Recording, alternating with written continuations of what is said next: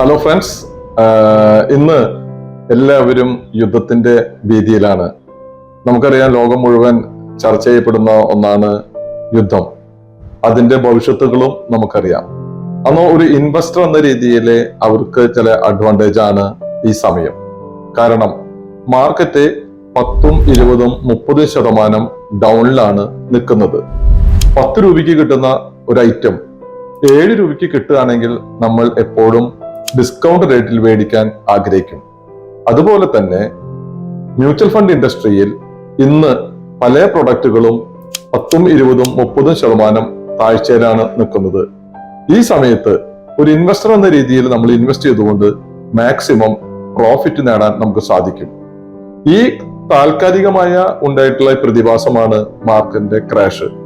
പല ആൾക്കാരും SIP നിർത്തണോ അതോ റിഡംഷൻ ചെയ്യണോ, സിംഗിൾ ആയിട്ട് ഇപ്പൊ ഇൻവെസ്റ്റ് ചെയ്യാൻ പറ്റിയ സമയമാണോ, അല്ലെങ്കിൽ സിംഗിൾ ആയിട്ട് ചെയ്തിട്ടുള്ള ഫണ്ട് ഇപ്പോ പിൻവലിക്കുകയാണോ നല്ലത്, ഇങ്ങനെ ഒരുപാട് സംശയങ്ങളും ആശങ്കകളും ഉണ്ട്. എന്നാൽ നമുക്ക് ചെറിയൊരു കണക്ക് നോക്കാം.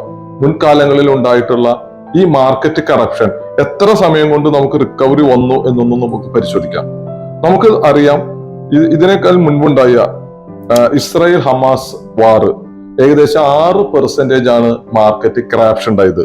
പക്ഷെ ഒരു മാസം കൊണ്ട് മാർക്കറ്റ് റിക്കവറി ചെയ്തു.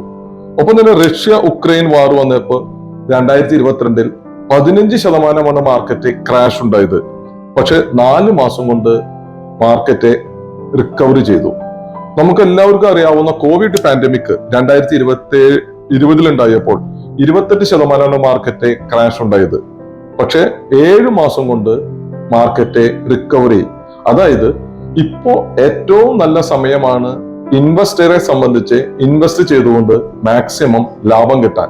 അതുകൊണ്ട് ഈ അവസരം നമ്മൾ ഉപയോഗിക്കുക. Thank you.